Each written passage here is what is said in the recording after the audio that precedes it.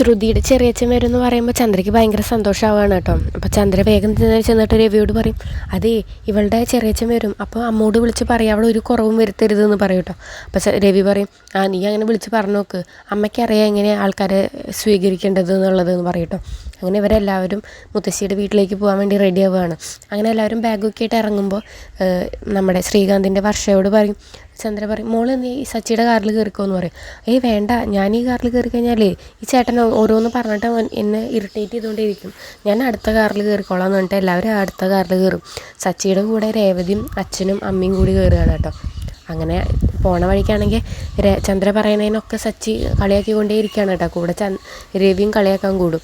അങ്ങനെ അയ്യോ നമ്മുടെ രേവതി പറയും, ഇത് നല്ല ഭംഗി, അവിടെയൊക്കെ കാണാൻ നല്ല രസമുണ്ട് പറയും. അപ്പം നമ്മുടെ ചന്ദ്ര പറയും, അയ്യോ ഇതെന്താ ലണ്ടനല്ലേ, എത്ര ഭംഗി, എന്തൊക്കെയാണ് ഇവള് പറയുന്നത്, ഒത്തിരി ഓവറാക്കാതിരിക്കുന്നൊക്കെ പറയും. അപ്പം നമ്മുടെ